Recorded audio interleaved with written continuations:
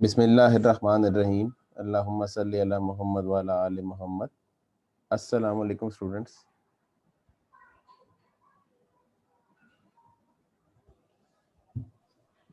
वालेकुम अस्सलाम सर।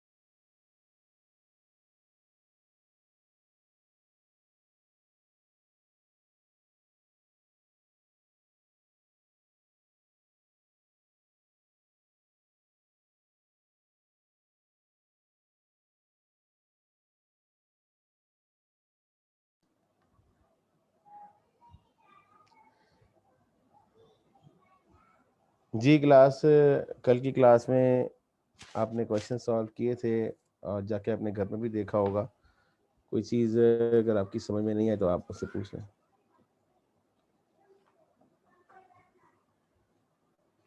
शुरू की क्लास के ना 10 मिनट हम रखा करेंगे, 5-10 मिनट, वो इसी तरीके पिछली चीज़ों के। अस्सलाम वालेकुम सर। जी वालेकुम सलाम। सर कल हमने एक पॉइंट पढ़ा था रिकग्निशन, जिसके अंदर हमने प्रोबेबिलिटी और रिलायबिलिटी पढ़ा था। जी जी जी सर, प्रोबेबिलिटी के अंदर हमने इनफ्लो फॉर एसेट और आउटफ्लो फॉर लायबिलिटी पढ़ा था, ये ज़रा रिपीट करिएगा। हाँ, इसमें कंसेप्ट ये है,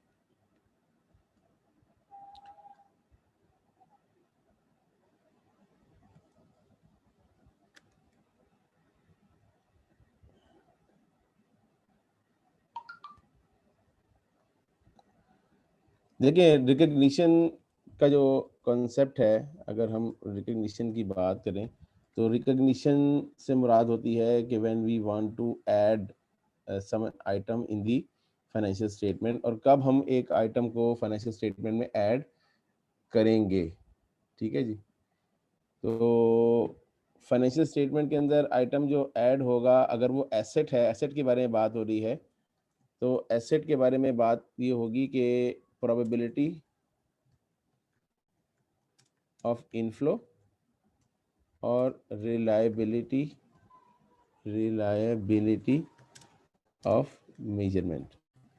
किसी एसेट के बारे में ये दो कंडीशंस पूरी होनी चाहिए कि उसकी इनफ्लो ऑफ बेनिफिट्स, यहाँ पे इनफ्लो ऑफ बेनिफिट्स या इकोनॉमिक बेनिफिट्स। ठीक है, यानी किसी एसेट को आप उस वक्त बुक्स का पार्ट बनाएंगे जब आपको ये प्रोबेबिलिटी हो कि जो इकोनॉमिक बेनिफिट्स हैं उसका इनफ्लो होगा। ठीक है, और वो जो एसेट की वैल्यू आप रिकॉर्ड करना चाह रहे हैं उसकी मेजरमेंट की रिलायबिलिटी होगी। ठीक है, तो एसेट की कंडीशन, एसेट के केस में ये दो कंडीशंस मीट होना ज़रूरी है। अगर ये लायबिलिटी की बात होगी, if we want to talk about liability, तो लायबिलिटी के केस में क्या है, प्रोबेबिलिटी ऑफ आउटफ्लो। ठीक है, आउटफ्लो ऑफ इकोनॉमिक बेनिफिट्स। और नंबर 2 क्या है, रिलायबिलिटी ऑफ मेजरमेंट। ये रिलायबिलिटी ऑफ मेजरमेंट दोनों के अंदर मौजूद है। तो मैंने इसको कंबाइन कर दिया था कि अगर एसेट की बात हो रही है तो वहाँ पे हम इनफ्लो की बात करेंगे, और अगर लायबिलिटी की बात हो रही है तो वो आउटफ्लो की बात होगी। तो बेसिकली जो दो कीवर्ड्स हैं वो ये हैं, प्रोबेबिलिटी एंड रिलायबिलिटी। ये दोनों कीवर्ड इधर भी हैं और दोनों कीवर्ड इधर भी हैं, लेकिन एसेट के केस में इनफ्लो की बात होगी, लायबिलिटी के केस में आउटफ्लो की बात होगी। ये है जी कॉन्सेप्ट।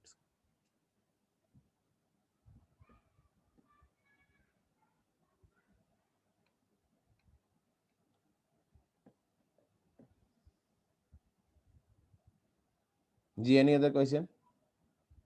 No sir, clear. जी सर जी वालेकुम। एमसीक्यू नंबर 39 हमने कल पढ़ा था, रेलेवेंस का प्रिडिक्टिव वैल्यू से। हाँ कुछ किया था, हाँ। तो उसका सर जरा एक्सप्लेन कर दीजिए। प्रिडिक्टिव वैल्यू बेसिकली जो रेलेवेंस है ना, उसके नीचे 3 आइटम होते हैं ना, मटीरियलिटी, ठीक है, कंफर्मिटी वैल्यू, प्रेडिक्टिव वैल्यू, ठीक है। और जो फेथफुल रिप्रेजेंटेशन के अंदर आई थिंक कंप्लीटनेस होता है, न्यूट्रलिटी होता है और फ्री फ्रॉम एरर होता है। तो उसमें उन्होंने आपको 3 आइटम दिए हुए थे ना, मेरा ख्याल है। अब मैं एकदम वो जी सर, खोलूं। 3 थे हाँ, तो 3 में देखे ना कि कंप्लीट। फेथफुल की अम्ब्रेला के अंदर 2 आ रहे हैं ना, वो आपने 2 टिक लगा लिए थे, और जो रेलेवेंस में 1 आ रहा है वो उसको रेलेवेंस के कॉलम में टिक लगा दिया था। जी सर, ठीक है जी सर, थैंक यू। जी जी। और ये जो एमसीक्यू मैं आपको देता हूँ ना होमवर्क के लिए, ये आप लोगों ने करने हैं जी, ठीक है। इसको आपने कर लिया होगा, आई होप कि आपने आगे 50 तक मैंने आपको एमसीक्यू करने को कहा था। तो मुझे उम्मीद है कि हमारे जो प्रोफेशनल हजरात हैं सब ने 50 तक कर लिया होगा। डेली का काम डेली तक कंप्लीट करें।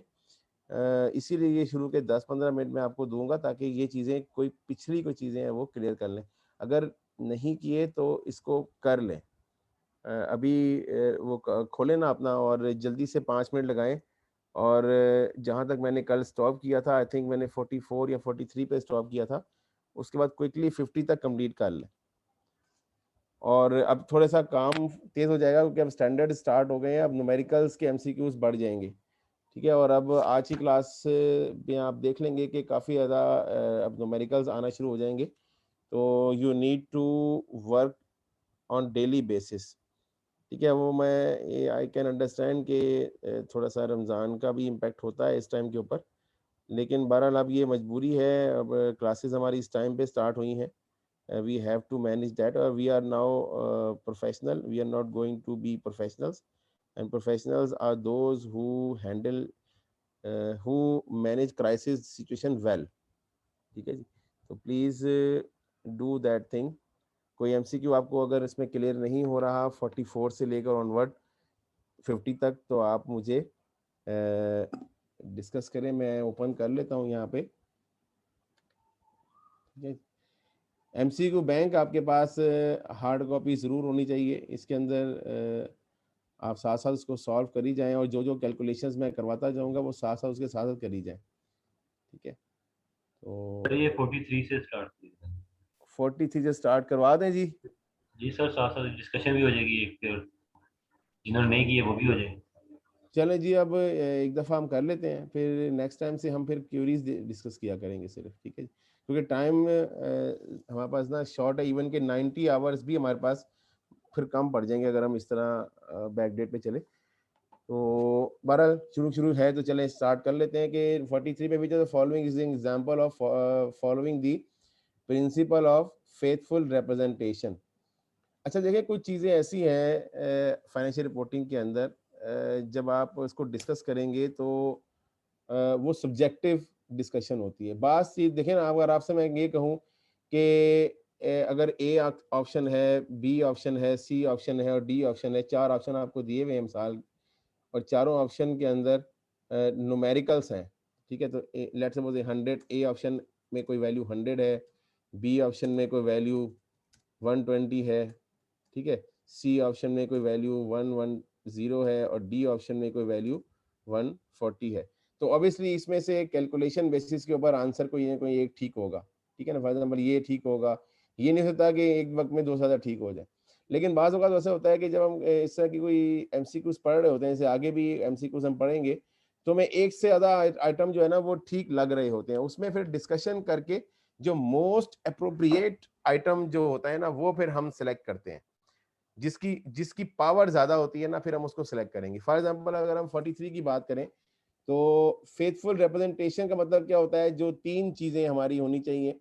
एक तो फ्री फ्रॉम एरर है, ठीक है, उसमें उसके बाद न्यूट्रलिटी है, और तीसरा उसमें जो कंप्लीटनेस। कंप्लीटनेस है, या उसमें आप कह सकते हैं कि ओवरऑल चीज़ें आपने डिस्क्लोज की हैं, ठीक है। तो इसमें showing lease payments as rental expense, ठीक है, ये किसी भी सूरत में फेथफुल रिप्रेजेंटेशन नहीं है, क्योंकि लीज पेमेंट्स कभी भी रेंटल एक्सपेंस नहीं हो सकती। अब रेंटल एक्सपेंस लीज पेमेंट का नहीं रिकॉर्ड होता, उसका रीजन ये है कि लीज पेमेंट्स को अब हम किसी और तरीके से डील करते हैं। IFRS 16 अपडेट हो गया हुआ है। अब लीज पेमेंट जो है वो रेंटल एक्सपेंस नहीं है। लीज पेमेंट जो है वो रिडक्शन इन लीज ऑब्लिगेशन होती है। अगर आप ऐसा करते हैं कि आप लीज पेमेंट को रेंटल एक्सपेंस कहते हैं तो आप गलत चीज रिपोर्ट कर रहे होंगे। Being prudent by recording the entire amount of convertible loan as liability. Convertible loan basically दो कंपोनेंट होते हैं इसके, ठीक है। तो कन्वर्टेबल लोन एक इक्विटी कंपोनेंट होता है, ठीक है। अगर आपने फाइनेंस पढ़ी हो तो वहां पे एक कन्वर्टेबल लोन होती है और एक डेट कंपोनेंट होता है। क्यों डेट कंपोनेंट होता है जी? कि जब आप एक बॉन्ड होल्डर को कन्वर्टेबल लोन इशू करते हैं तो आप उसको ये ऑप्शन देते हैं कि किसी भी टाइम पे फ्यूचर में आप इस पैसे को इक्विटी में कन्वर्ट करवाते हैं, तो आप उसको थोड़ा सा ना मार्जिन देते हैं, रिलैक्सेशन देते हैं। तो उसमें आप क्या करते हैं कि उस लोन को फिर आप एज पर स्टैंडर्ड्स दो हिस्सों में ब्रेक करके रिपोर्ट करना होता है। तो हम कुछ पोर्शन इक्विटी में रिपोर्ट करते हैं, कुछ पोर्शन डेट में रिपोर्ट करते हैं। इसको हम हाइब्रिड इंस्ट्रूमेंट भी कहते हैं। ये इंशाल्लाह हम अगर टाइम मिला तो हम यहाँ डिस्कस करेंगे, नहीं तो ये स्टेज 2 में जाके आपके पास डिटेल से ये सब्जेक्ट है। ये हाइब्रिड इंस्ट्रूमेंट का ट्रीटमेंट होता है। ये भी गलत है कि जो चीज है उसको वैसे ही रिपोर्ट करेंगे, तो ये भी फेथफुली नहीं है, ठीक है। This not faithful. Creating a provision for staff relocation cost as per planned restructuring, ठीक है जी। अच्छा, बेसिकली जो रीस्ट्रक्चरिंग होती है, ऑब्वियसली जब आप ये थोड़ा सा अब स्टैंडर्ड्स की बात हो रही है, जब आप रीस्ट्रक्चर करते हैं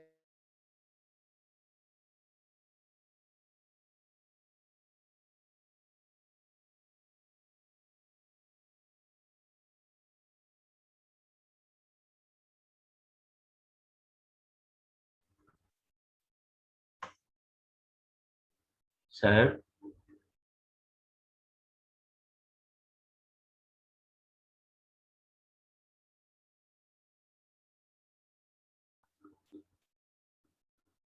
सर की आवाज नहीं आ रही।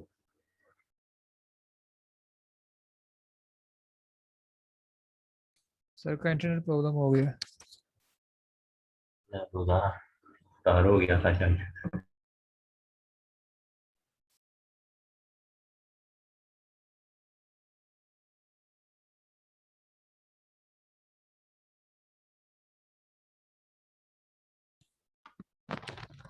अस्सलाम वालेकुम नाजिम भाई। जी वालेकुम सलाम। नाजिम जी भाई भाई, कैसे हैं आप? मैं ठीक ठाक जी भाई, बोलो। नाजिम भाई वो जनरल ग्रुप डिस्कशन नहीं बनाया आपने?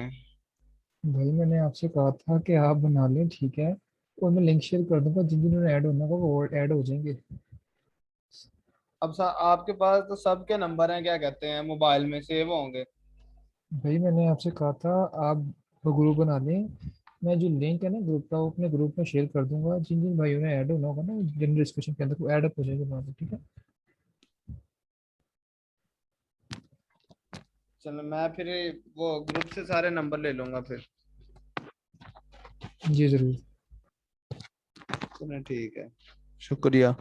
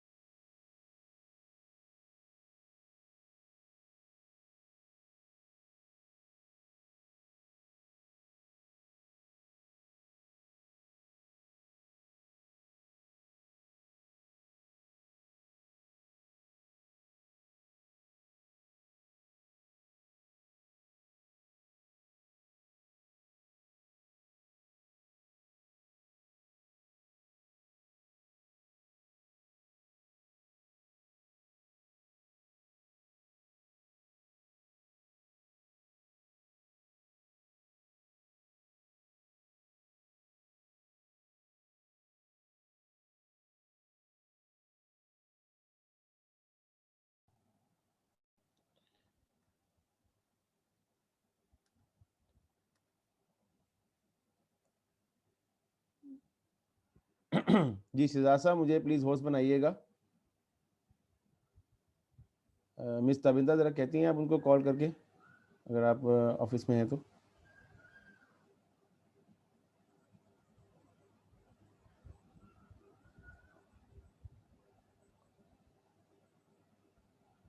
शिजा साहब,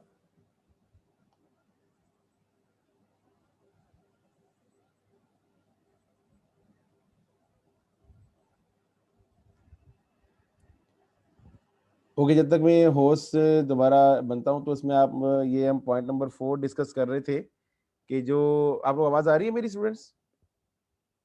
यस सर। Yes sir. कि जो सेल एंड रीपरचेज ट्रांजेक्शन होती है वो बेसिकली एक फाइनेंसिंग अरेंजमेंट होता है। इसमें कॉन्सेप्ट ये होता है कि आपके पास एक प्रोडक्ट होती है, कोई कोई एसेट है, वो आप किसी को सेल कर देते हैं, ठीक है, लेकिन फौरन आप उसको रीपरचेज कर लेते हैं। लेकिन जब उसको रीपरचेज करते हैं तो वो उधार पे करते हैं। जब सेल करते हैं तो वो कैश पे करते हैं, जबकि रीपरचेज उसको उधार पे करते हैं। तो वो जो ट्रांजेक्शन है वो सेल्स कंसिडर नहीं की जाती, वो एक फाइनेंसिंग अरेंजमेंट होती है, ठीक है जी। तो इन दैट केस जो आपकी जो अरेंजमेंट है वो आप उसको लोन रिकॉर्ड कर रहे हैं, सेल रिकॉर्ड नहीं कर रहे। तो ये फेथफुल आप रिप्रेजेंट कर रहे हैं कि जो आपकी जो सेल एंड रीपरचेज ट्रांजेक्शन है वो अल्टीमेटली एक लोन है, वो सेल नहीं है। तो ये आप अपनी चीजों को फेथफुली रिप्रेजेंट कर रहे हैं। एक ट्रांजेक्शन को छुपा नहीं रहे आप, बल्कि आप उसको क्लियरली बता रहे हैं कि जी ये सेल हमने किया है और फौरन इसको रीपरचेज कर लिया है। ये हम एक्चुअली हमारे पास पैसे नहीं थे तो हमने अपने एसेट को सेल किया, ठीक है। ये एक कॉन्सेप्ट हम पढ़ेंगे इंशाल्लाह, सेल एंड लीज बैक। एक सेल होता है सेल एंड रीपरचेज और एक होता है सेल एंड लीज बैक, ठीक है। तो सेल एंड रीपरचेज का मतलब ये होता है कि आप जब सेल करते हैं तो कैश पे करते हैं। भाई आपके पास एक जनरेटर था, वो आपको इस्तेमाल भी करना है, लेकिन आपके पास पैसे भी नहीं है उसको चलाने के लिए। तो क्या करते हैं, आप उसको सेल करते हैं कैश के ऊपर, और जिसको सेल करते हैं उससे वापस उसको खरीद लेते हैं। लेकिन जब खरीदते हैं आप तो उसको क्रेडिट पे खरीद लेते हैं, ठीक है। तो उस केस में क्या होता है कि जो आपका एसेट है वो आपके इस्तेमाल में भी रहता है, ठीक है, लेकिन वो आपका होता भी नहीं है, ठीक है, क्योंकि आपने उसको अभी फिलहाल तो उसके पैसे देने हैं ना आपने अभी, ठीक है। तो ये सेल एंड रीपरचेज ट्रांजेक्शन आप नॉर्मली बैंक्स जो होते हैं वो इसको आपको अलाउ करते हैं। इस तरीके से सेल एंड लीज बैक भी होता है कि आप एक एसेट आपके पास है, वो आप इस्तेमाल भी करना चाहते हैं, लेकिन आपके पास पैसे भी नहीं होते, तो आप क्या करते हैं, उस एसेट को सेल करते हैं और फौरन लीज बैक करते हैं। तो इसका आंसर है डी। तो D is the correct answer कि आप अपनी ट्रांजेक्शन को छुपा नहीं रहे हैं, आप उसका सब्सटेंस जो है वो लोगों को बता रहे हैं, ठीक है। तो ये सेल नहीं है, ये लोन है हमारा। तो ये D is the correct option. 44 में आपको बताया जा रहा है कि जो इंटरनेशनल अकाउंटिंग स्टैंडर्ड बोर्ड है, कॉन्सेप्चुअल फ्रेमवर्क, वो एसेट को डिफाइन करता है। ये बड़ा सिंपल इसका आंसर होगा, इसका आंसर बी है जी, ठीक है।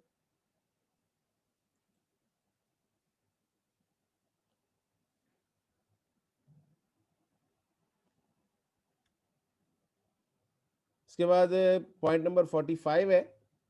तो पॉइंट नंबर 45 में जो अभी हमने डिस्कस किया क्लास के शुरू में कि जो रिकॉग्निशन क्राइटेरिया है, ठीक है, तो वो आप देख लें तो उसके अंदर आपके ऑप्शन कौन से ठीक लगते हैं आपको।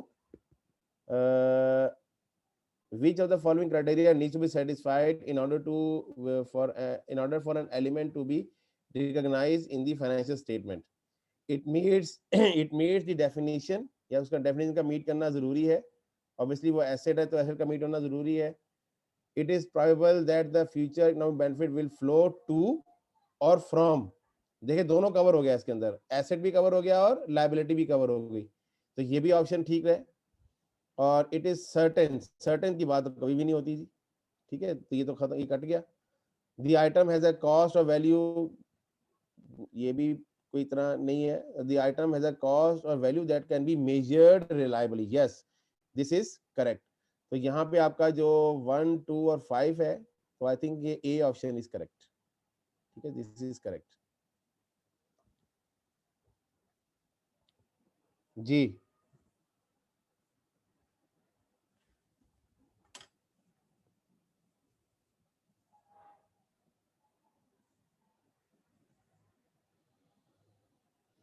(46) which description define information that is relevant to the users of financial statement। ठीक है जी, information that is free from error bias। ठीक है जी, अब ये तो बात हो रही है किसकी? Excuse me sir. जी जी, सर ये कॉस्ट और वैल्यू में क्या डिफरेंस है? कॉस्ट और वैल्यू में, कॉस्ट और वैल्यू में बेसिकली जो वैल्यू होती है ना, ये with it is something more of a financial nature, cost of something that you have paid to acquire that। ठीक है, cost means expenditure incurred to purchase or produce any good और service. ठीक है, और वैल्यू जो होती है ना, वैल्यू मींस द बेनिफिट। ठीक है,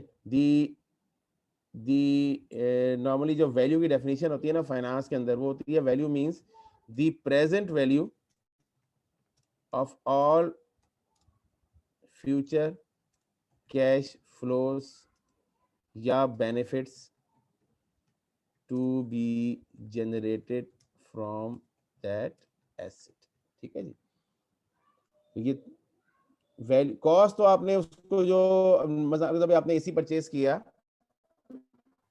और एसी आपने परचेज करके 50,000 में खरीद करके ले आए, ये उसकी कॉस्ट है। उसकी वैल्यू क्या है कि जो उसके बेनिफिट्स हैं वो पूरी लाइफ अब वो आपको बेनिफिट देगा, उनके तमाम बेनिफिट्स की जो प्रेजेंट वैल्यू आप कंप्यूट करेंगे और आज जो उसकी वैल्यू जो प्रेजेंट वैल्यू है वो उसकी वैल्यू कहलाएगी। ठीक है, तो कॉस्ट और वैल्यू का थोड़ा सा ये बड़ी सा डिफरेंस है। ये बेसिकली वैल्यू ज्यादातर फाइनेंशियल एस्पेक्ट के अंदर होती है। सर फ्यूचर कैश फ्लो भी जरा डिफाइन कर लें। ये कॉमन सेंस की बात है। फ्यूचर कैश फ्लो मतलब ये है कि जो उसको फ्यूचर में कैश फ्लो जनरेट होंगे उस एसेट से, वो फ्यूचर कैश फ्लो है उस एसेट के, वो बेनिफिट्स है ना। फ्यूचर बेनिफिट्स है, कैश फ्लो एक ही बात है भाई। एक एसेट है, उसके लेट्स सपोज आपके पास एक मशीनरी है, प्लांट है, वो फ्यूचर में आपको प्रोडक्शन देगा, वो प्रोडक्शन आप सेल करोगे तब वो कैश जनरेट होगा ना, वो कैश फ्लो है। Thank you sir. ठीक है, तो फ्यूचर बेनिफिट्स या फ्यूचर कैश फ्लो एक ही बात है। और क्योंकि वो आपको डिफरेंट पॉइंट इन टाइम में मिल रहे होंगे ना, तो आप उनकी प्रेजेंट वैल्यू कंप्यूट करेंगे, फिर वो वैल्यू होती है उस एसेट की। ये मोर और लेस ये फाइनेंशियल एस्पेक्ट है किसी भी एसेट का, फाइनेंशियल एस्पेक्ट। ठीक है, तो ये जो लोग उससे जो जनरेट होगी हमें कैश फ्लोस एसेट्स के रनिंग से, वो एसेट की वैल्यू कैसे हो सकती है सर?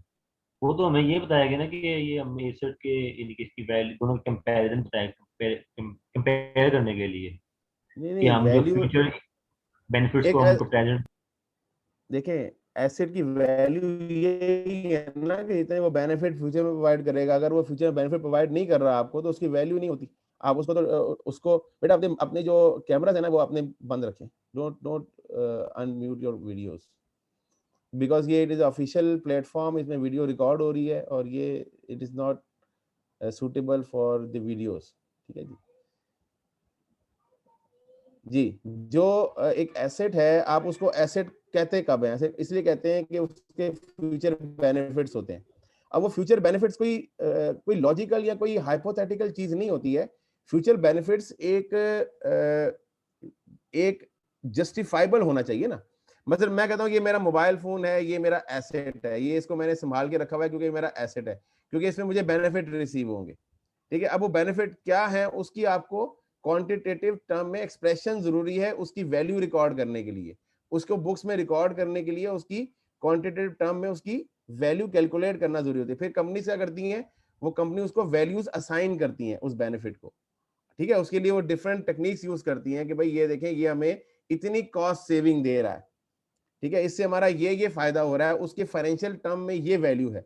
उसको फिर हम different times in different point in time में, लेट्स सपोज 5 साल एसेट की लाइफ है, तो हम कहते हैं जी ये ईयर 1 में ये 1000 के बेनिफिट देगा, ईयर 2 में ये 1200 के बेनिफिट देगा, ठीक है, ईयर 3 में ये 900 के बेनिफिट देगा, ठीक है, ईयर 4 में ये 800 के बेनिफिट देगा, ईयर 5 में ये 1300 के बेनिफिट देगा, ठीक है। तो हम क्या करते हैं, अब चूंकि ये डिफरेंट पॉइंट इन टाइम में है, तो क्या करते हैं हम इनको सिंगल पॉइंट इन टाइम में एक्सप्रेस करते हैं, एक पॉइंट इन टाइम में इसको लेते हैं, that is called present value. और वो जो वैल्यू होती है वो डिस्काउंटेड वैल्यू, वो उसकी आज वैल्यू कहलाती है कि this is the present value of all future cash flow benefit to be generated from that asset, ठीक है। तो अभी शुरू में अगर किसी को ये पॉइंट नहीं समझ में आया, तो जैसे जैसे स्टैंडर्ड्स हम पढ़ेंगे these points will be cleared, और जब हम वैल्यूएशन में जाएंगे इंशाल्लाह स्टैंडर्ड्स में, तो आप देखेंगे कि हम किसी एसेट की वैल्यू कंप्यूट कैसे करते हैं, ठीक है। लेकिन अगर मोस्टली आपके जो स्टूडेंट्स हैं वो फाइनेंस बैकग्राउंड से हैं, तो कैपिटल बजटिंग तो हर एक ने पढ़ी होगी ना। कैपिटल बजटिंग के अंदर क्या होता है, different cash flows different point in time के अंदर होता है, हम आज उसकी वैल्यू कंप्यूट करते हैं, तो we call it the present value of all future cash flows to be generated from that asset are the value for that asset। जब ये डिसीजन तो मेकिंग इसके अंदर बेसिकली हाँ जी बिल्कुल बिल्कुल डिसीजन। और देखें आप किसी एसेट को एसेट कहते कब है, जब उसकी कोई वैल्यू होती है। अगर उसकी कोई वैल्यू नहीं है तो आप उसको डस्टबिन में फेंक देंगे उठा के, ठीक है। अगर आपने कोई पेपर यूज कर लिया है, आप पेपर को दराज में कब रखेंगे, जब उसकी वैल्यू होगी। अगर आपको कोई वैल्यू नहीं है उसको फाड़ के फेंक देंगे, ठीक है। तो value is something that is the valuation, that is the quantitative expression for the benefits, is the monetization of the benefit is called the value। Okay जी, तो इसमें point number D is the correct, क्योंकि बाकी तो सारे इसके अंदर faithful representation को डिफाइन कर रहे हैं, तो हम तो रेलेवेंस की बात कर रहे हैं। तो रेलेवेंस कब है, जब वो डिसीजन मेकिंग को इन्फ्लुएंस करेगा, ठीक है जी। कंपैरेबिलिटी तो वो इनहांस क्वालिटी के अंदर आता है, प्रूडेंटली तो वो उसके अंदर आता है, फेथफुली के अंदर आता है, न्यूट्रलिटी में आता है। ये भी फेथफुल की बात हो रही है, लेकिन यहाँ पे बात हो रही है वो रेलेवेंस की बात हो रही है। D is the correct answer. अच्छा 47 तो बड़ा स्ट्रेट फॉरवर्ड सा है कि which description is most representative of the accounting framework under IFRS standard. अच्छा जो प्रिंसिपल बेस है, बिल्कुल ठीक है जी, ये प्रिंसिपल बेस है, लेकिन ये लीगल ऑब्लिगेशन नहीं है। जो हमारा फ्रेमवर्क है ये कोई लीगल ऑब्लिगेशन नहीं है हमारे पास, क्योंकि ये एक जनरल गाइडलाइन है जो हम स्टैंडर्ड्स को बनाने के लिए यूज करते हैं। तो फ्रेमवर्क हमारा जस्ट एक गाइडलाइन है, it is not a legal obligation, ठीक है जी। 47 तक ओके जी। ओके 48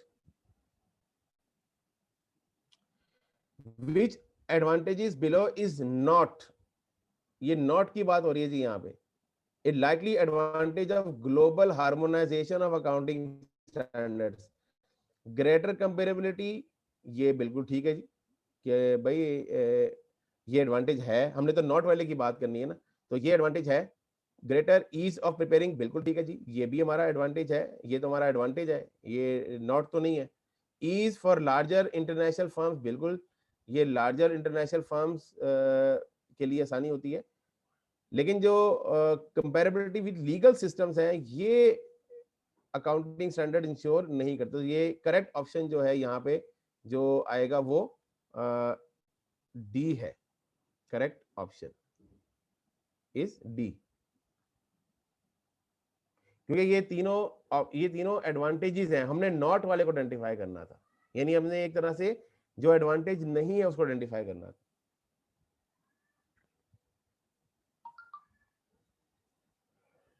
ओके जी 49 के अंदर विच 3, अब उसने 3 आइडेंटिफाई करने हैं आपने। Which 3 of the following are advantages of applying principle based framework rather than rule based framework, ठीक है। रूल बेस्ड फ्रेमवर्क मैंने आपसे कहा था कि जो जहाँ पे सिचुएशनल आपको आइटम्स दिए होते हैं और आपको बताया होता है भाई ये सिचुएशन हो तो आपने ये वाला अकाउंटिंग ट्रीटमेंट अडॉप्ट करना है, अगर ये सिचुएशन हो तो ये अकाउंटिंग ट्रीटमेंट अडॉप्ट करना है। In that case it is a rule based system. लेकिन प्रिंसिपल बेस के अंदर आपको एक तरह से प्रोफेशनल जजमेंट अप्लाई करनी होती है। तो ये जो जो है ना क्या कहते हैं स्टैंडर्ड जो है वो ज्यादा बेहतर होता है फॉर अंडरस्टैंडिंग। ओके जी, it avoids fire fighting where standards are developed in the response to specific problems at their rise. भाई देखिए ना, अगर आपके रूल बेस्ड होगा तो कोई रूल अगर आपका एग्जिस्टिंग डिफाइन नहीं है तो आपको उसके लिए नए रूल बनाने के लिए फायर फाइटिंग करवानी पड़ेगी। जी जल्दी जल्दी इसका रूल बना के दें ताकि हम ये ट्रांजेक्शन रिकॉर्ड करें, क्योंकि एग्जिस्टिंग रूल तो कवर ही नहीं कर रहे। तो ये फायर फाइटिंग को बिल्कुल अवॉइड करते हैं। बिल्कुल ये ठीक बात है जी, इट इज ए करेक्ट, ये एडवांटेज है। It allows preparers and auditors to deal with complex transaction which may not be specifically covered by accounting। बिल्कुल ठीक बात है जी कि वो जो अकाउंटिंग स्टैंडर्ड्स अगर प्रिंसिपल बेस होगा तो जो हमारे अकाउंटिंग बनाने वाले हैं और जो ऑडिटर्स हैं वो कॉम्प्लेक्स ट्रांजेक्शंस को भी कवर कर लेंगे, क्योंकि उनको प्रोफेशनल जजमेंट और गाइडलाइन प्रोवाइड की जाती है। रूल बेस के अंदर बाज़ औक़ात वो कॉम्प्लेक्स ट्रांजेक्शन अगर कवर नहीं है तो फिर आपके पास कोई ऑप्शन नहीं होता। Principle based standard are thought to be harder to circumvent. जी सर्कमवेंट कहते हैं उसका चोर सोच निकालना, ठीक है। तो सर्कमवेंट जो होते हैं वो बेसिकली डिसीव के मीनिंग में आते हैं कि आप उसको डिसीव नहीं कर सकते। अगर आप इसके गूगल में डिक्शनरी मीनिंग चेक करें तो मेरा ख्याल है डिसीव का वर्ड ही आएगा, फार टू, ठीक है। हाँ जी, far to, far to, circumvent. Circumvent के जो डिक्शनरी मीनिंग गूगल दे रहा है वो फाइंड अ वे अराउंड, ठीक है, या overcome problem typically in a clever surreptitious way, या डिसीव। डिसीव करना आप इसमें नहीं कर सकते, लेकिन जो रूल बेस होता है उसमें डिसीव कर सकते हैं, ठीक है। क्योंकि प्रिंसिपल बेस में डिसीव का इसलिए ऑप्शन नहीं होता क्योंकि आपको गाइडलाइन दी जाती है और आपने उसमें जजमेंट अप्लाई किया, उसके अगेंस्ट जस्टिफिकेशन आपको देनी पड़ती है। लेकिन अगर रूल बेस में कोई रूल अवेलेबल नहीं है तो आप उस रूल को किसी तरीके से उसको मोल्ड करके, अगर कोई ट्रांजेक्शन उसके अंदर नहीं कवर होती तो आप उसको डिसीव कर सकते हैं। जिस तरह एनरॉन के केस में हुआ था, या दूसरे जो अर्लियर जो हमारे कॉर्पोरेट जो स्कैंडल्स हैं उसके अंदर ट्रांजैक्शंस को अननेसेसरी आप मोल्ड करते थे, जिसके जरिए आप एक टर्म होती है विंडो ड्रेसिंग, ठीक है, विंडो ड्रेसिंग करते थे आप, यानी आपकी जो फाइनेंशियल रिकॉर्ड्स जिस तरह के उनको एक तरह से कैमोफ्लेज करके या गलत तरीके से उसको प्रेजेंट किया जाता था, तो वो पॉसिबिलिटी नहीं होती थी। तो इसका भी गलत बयानी से काम लिया जाता था। हाँ जी, गलत बयानी से काम लिया जाता था उनको, हाँ जी, अच्छा बताने के लिए जी बड़ी कंपनी अच्छी चल रही है। हाँ जी, गलत बयानी कह लें या उसको चीजें। A set of rules is given which attempts, ये तो ऑब्वियसली एडवांटेज उसका रूल बेस का होता है, लेकिन it easiest to prove non compliance, ठीक है। ये रूल बेस के अंदर भी एक ऑप्शन होता है। तो ये तीन ऑप्शन इज करेक्ट है शुरू के ए बी एंड सी, जो तीनों के तीनों प्रिंसिपल बेस को डिफाइन कर रहे होते हैं। और लास्ट जो, ठीक है जी, लास्ट बी नॉट वाले में है कि which of the following is not a purpose of IFRS board conceptual framework, ठीक है जी। तो ये टू असिस्ट बोर्ड ये भी है जी, ये तो है। To assist in auditor informing opinion ये भी है जी। To assist in determining treatment of auditor not covered ये भी है जी। To be authoritative where specific IFRS conflicts with conceptual framework ये नहीं है जी। तो करेक्ट ऑप्शन क्या है? D is the correct option.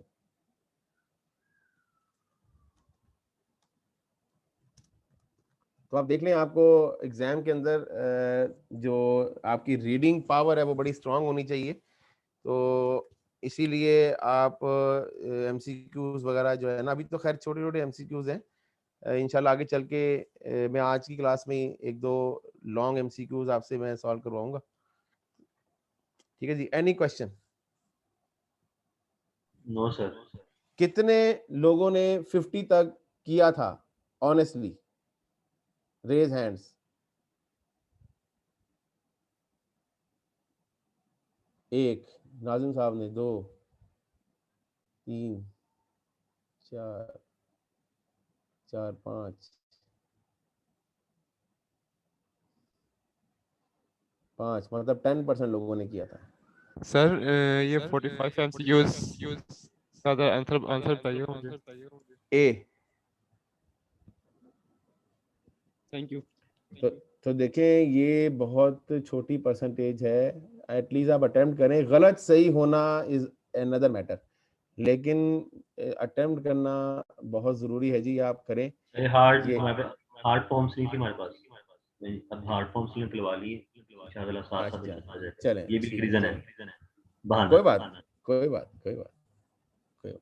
अब तो वहीद वाले ने भी आपको बता दिया है कि उसके पास अवेलेबल हैं ये सारी, ठीक है। तो उसके पास ये, किसी को अगर प्रिंट निकालने में प्रॉब्लम है या प्रिंट उसको नहीं मिल रहा, तो वो वहीद बुक शॉप से रब्ता कर सकता है, वो आपको जो है ना वो प्रोवाइड कर देंगे, आप उनसे रब्ता कर लें, ठीक है। ये क्विकली बस आप अभी, आपका टाइम है, कल परसों का टाइम है, आप उससे ना अब ये अरेंज कर लें।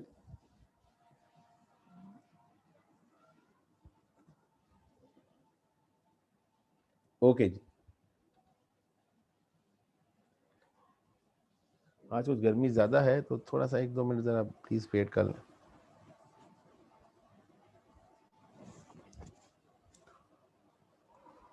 अल्लाह अकबर जी। क्लास अब हम फॉर्मली स्टैंडर्ड स्टार्ट करने लगे हैं, और सबसे जो पहला स्टैंडर्ड है वो हम IS2 स्टडी करेंगे इंशाल्लाह। IS2 रिलेट करता है इन्वेंट्री से, बहुत सिंपल स्टैंडर्ड है, ऑलरेडी बहुत सारे एरियाज आप इसके पहले से जानते भी होंगे, उसको हम दोबारा भी डिस्कस करेंगे। इजी स्टैंडर्ड शुरू में रखने का मकसद ये होता है कि आप एक दफ़ा स्टैंडर्ड्स की लैंग्वेज, स्टैंडर्ड्स का पैटर्न और स्टैंडर्ड्स की एक जो टर्मिनोलॉजीज़ हैं उससे वाकिफ़ हो जाएं, और जो चीज़ें आप अकाउंटिंग में ऑलरेडी पढ़ के आए होते हैं उनको एक स्टैंडर्ड की फॉर्म में पढ़ना रिलेटिवली इजी होता है। लेकिन अगर कोई नई ट्रांजेक्शन है, फॉर एग्जांपल मैं आपको इस वक्त लीज़, अगर एक मैं पढ़ाऊँ लीजिंग, पहला स्टैंडर्ड लीजिंग का पढ़ाऊँ, तो मे बी पॉसिबल कि वो अक्सर स्टूडेंट्स को शायद समझ में ना आए, ठीक है, क्योंकि वो हम नॉर्मली अपनी अर्ली स्टडीज़ के अंदर उस तरीके से नहीं पढ़ के आते। लेकिन जो हमारा इन्वेंट्री हो गया, नॉन करंट एसेट्स हो गए, ठीक है, ये स्टैंडर्ड्स ऐसे हैं जो कि, या ये आइटम्स ऐसे हैं जो कि हम अपनी अर्ली स्टडीज़ के अंदर बहुत हद तक कवर कर चुके होते हैं। तो इन्वेंट्री जो स्टैंडर्ड है पहला IS2, IS1 को हम किसी न किसी अंदाज से डिस्कस कर चुके हैं, लेकिन IS1 को हम ज़रूर कवर करेंगे दोबारा जी। तो इन्वेंट्री का जो स्टैंडर्ड है ये ज़रूरी इसलिए है कि इन्वेंट्री की वैल्यूएशन और इसका पर्पस क्या है बेसिकली। तो इस स्टैंडर्ड में हम क्या पढ़ेंगे जी? इस स्टैंडर्ड में जो कॉस्ट ऑफ इन्वेंट्री है, उस इन्वेंट्री को हम 2 हिस्सों में स्प्लिट करना सीखेंगे, ठीक है जी। 2 हिस्सों में स्प्लिट करना सीखेंगे, एक यूज्ड में और एक अनयूज्ड में। जो यूज्ड इन्वेंट्री की कॉस्ट है दैट इज एक्सपेंस, जिसको हम कॉस्ट ऑफ गुड्स सोल्ड भी कहते हैं, कॉस्ट ऑफ सेल्स भी कहते हैं, ये एक्सपेंस है। और जो अनयूज्ड होता है, जो अनयूज्ड है वो हमारा एसेट होता है, जिसको हम इन्वेंट्री में रिपोर्ट करते हैं, ठीक है। ये जो एक्सपेंस वाला एरिया है ये रिलेट करता है फाइनेंशियल परफॉर्मेंस से, और जो एसेट वाला एरिया वो रिलेट करता है फाइनेंशियल पोजीशन से। ठीक है। तो इन्वेंट्री की वैल्यूएशन या इन्वेंट्री का जो कॉन्सेप्ट है, अगर सही ये जो स्प्लिट है अगर ये सही नहीं हुआ होगा तो आपका फाइनेंशियल परफॉर्मेंस भी सही नहीं होगा और फाइनेंशियल पोजीशन भी ठीक नहीं होगा। तो इट इज वेरी इंपॉर्टेंट कि जो आपका इन्वेंट्री की कॉस्ट है वो split between the used and unused यानी एक्सपेंस और एसेट प्रॉपरली हो, ताकि आपकी फाइनेंशियल परफॉर्मेंस ठीक तरीके से रिप्रेजेंट हो और फाइनेंशियल पोजीशन भी ठीक रिप्रेजेंट हो। अगर आपने एक्सपेंस गलत रिपोर्ट किया तो आपका ग्रॉस प्रॉफिट गलत आ जाएगा, gross profit ultimately net profit में कन्वर्ट होगा, वो भी आपकी फाइनेंशियल परफॉर्मेंस गलत शो कर देगा। और अगर आपने इन्वेंट्री की अनयूज भी गलत निकाला तो एसेट गलत रिपोर्ट होगा और फाइनेंशियल पोजीशन भी डिस्टॉर्ट हो जाएगी। तो ये बड़ा इंपॉर्टेंट एरिया है जी इन्वेंट्री का। तो हमने पहले इन्वेंट्री की वैल्यूएशन को पढ़ना है, इन्वेंट्री क्या होती है इसको डिफाइन करना है, और फिर उसके रिलेटेड मैटर जो भी हमने डिस्कस किए हैं वो हमने कवर किया। तो objective of the standard is to determine the used item and unused item. इसको वो किस तरह एक्सप्लेन करते हैं वो आगे देखिएगा। मैंने आपको इसका ओवरऑल कॉन्सेप्ट बता दिया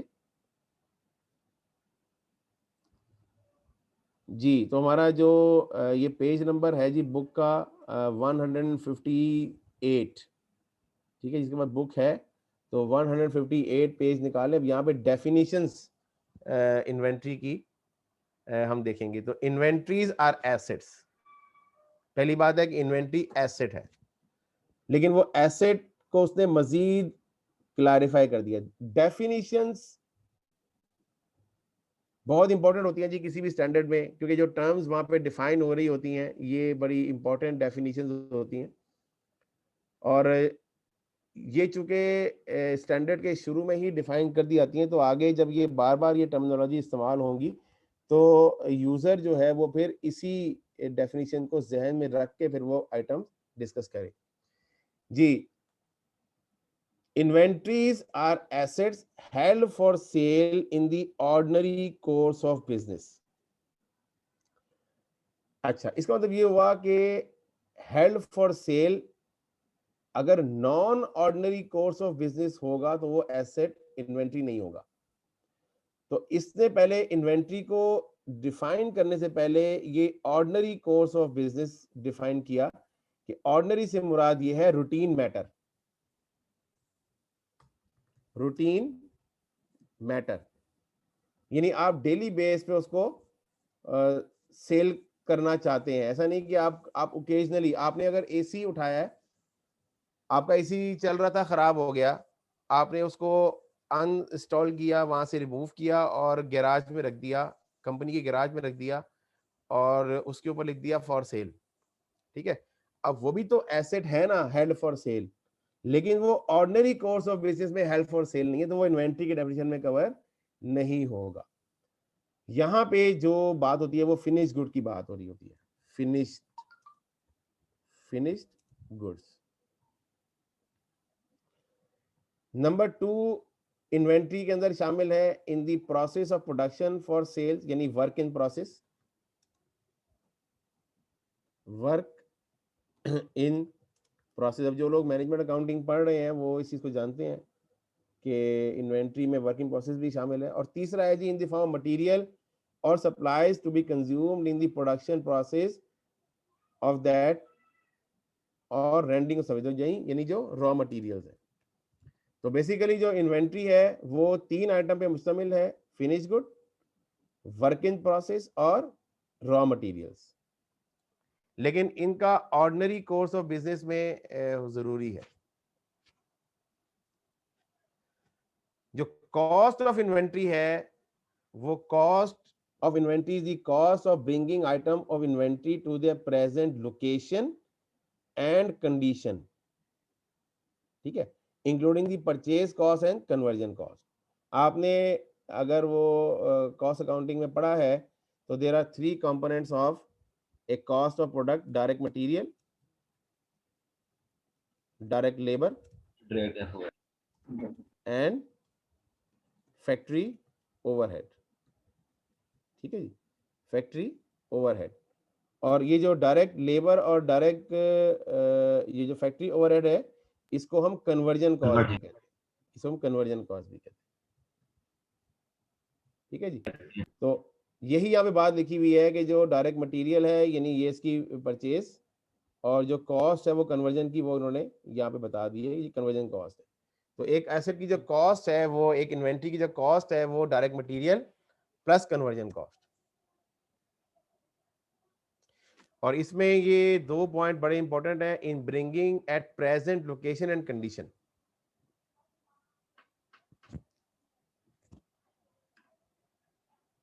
क्लियर है जी? इसलिए ऐसे प्रेजेंट लोकेशन एंड कंडीशन के हमने इन्वेंटरी को अपने फैक्ट्री में लेके आने के लिए जो कॉस्ट जी इंकर जी कर दी है, जो जी फ्रेट हैंडलिंग, फ्रेट कैरेज, जी ट्रेडिंग। जी अभी आगे बता रहे हैं, आगे एक्सप्लेनेशन। जैसे ये अब देखिए ना, कॉस्ट ऑफ परचेज है, तो cost of purchase comprise purchase price including import duties, transportation and handling cost. ठीक है जी, ये वही बात आ गई ना, ट्रांसपोर्टेशन तो वही है ना जी कि आपने इसको लोकेशन भी लेके आना है, तो ये लोकेशन वाली है। हैंडलिंग कॉस्ट भी वही लोकेशन वाली आ गई। Any other directly attributable cost, ये जो वर्ड है ना जी, ये डायरेक्टली एट्रीब्यूटेबल कॉस्ट बड़ा इंपॉर्टेंट है। Less trade discounts, rebates and subsidies.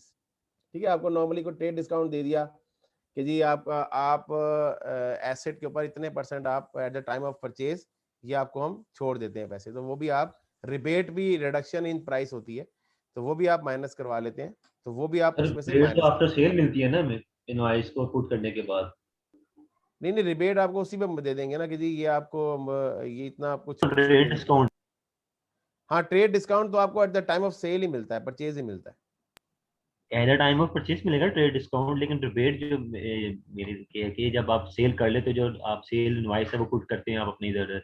नहीं वो हम डिपार्टमेंट परचेज के होता है। बाद, वो सेल्स की रिबेट है, हम परचेज की रिबेट की बात कर रहे हैं।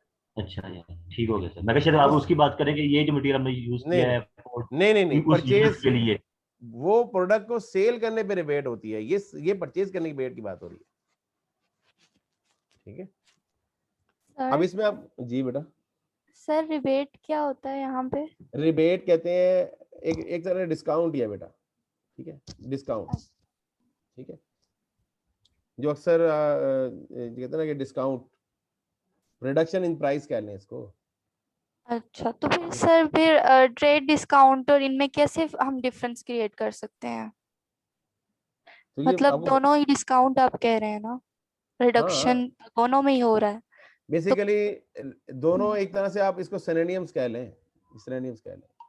अच्छा ओके। फिल वक्त के लिए कह रहे हैं, फॉर एवर के लिए सिनोनिम्स कह लें हम इसको। अभी वक्ती तौर पे फिल आप वक्ती इसको, तौर पे, वक्ती तौर अच्छा, पे कह रहे हैं जब आप क्योंकि वैसे दोनों सेम नहीं है सर, दोनों चीजें सेम नहीं है। हाँ जब आप सिनेरियोज में जाएंगे ना, तो जब आप अब देखें ना, अब आपको एग्जांपल नीचे एग्जांपल दी हुई है ना, ठीक है, उसमें आपको पता लगेगा। सर और ये डायरेक्ट एट्रीब्यूटेबल ये जो कॉस्ट है, ये डायरेक्टली एट्रीब्यूटेबल कॉस्ट का जो मकसद होता है वो 2 मकसद होते हैं। डायरेक्टली एट्रीब्यूटेबल कॉस्ट किसी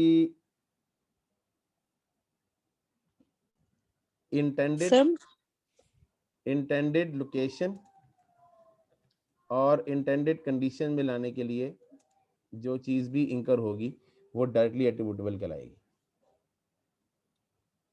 ठीक है, सर यहाँ पे इसका मतलब ये तो नहीं है जो हमने पढ़ा था डायरेक्ट कॉस्ट और इनडायरेक्ट या फिक्स्ड कॉस्ट, वेरिएबल कॉस्ट? नहीं वो जो फिक्स्ड और वेरिएबल कॉस्ट है ना, वो तो आपको ओवरहेड के अंदर आ गई ना, वो तो हमने ऊपर कवर कर लिया ना कि वो कन्वर्जन के अंदर आ गई है। ठीक है सर, उसमें दोनों आ गई, फिक्स्ड भी वेरिएबल भी। हाँ जी, वो अभी थोड़ी सी मजीद क्लैरिटी उसके अंदर है कि फिक्स को हम जो फिक्स कॉस्ट होती है ना, बेसिकली वो जरा कॉम्प्लेक्स होती है, उसको फिर आपको कैपेसिटी के ऊपर स्प्रेड करना होता है। जैसे आपने अगर ओवरहेड एब्जॉर्प्शन पढ़ी है, तो ओवरहेड जो फिक्स ओवरहेड होते हैं वो आप कैपेसिटी के साथ लिंक करते हैं, कितनी प्रोडक्शन कैपेसिटी आपने यूज करनी है, और एक पर यूनिट कॉस्ट निकालते हैं, फिर आप जितनी प्रोडक्ट्स बनाते रहते हैं आप उस तरीके से उसको फिर अप्लाई करते रहते हैं। वो बात कवर हो गई ओवरहेड के अंदर जाके। ये उसके अलावा कोई कॉस्ट है जो आपने उसको कोई जैसे फ्रेट पे किया है, हैंडलिंग कॉस्ट पे की है इन्वेंट्री की, ठीक है, वो अलग है। Okay sir, thank you. अब जैसे इसके नीचे एक एग्जांपल आपको दी हुई है कि Sajid limited imported raw material for use in production of goods and services, detail आपको दी हुई है।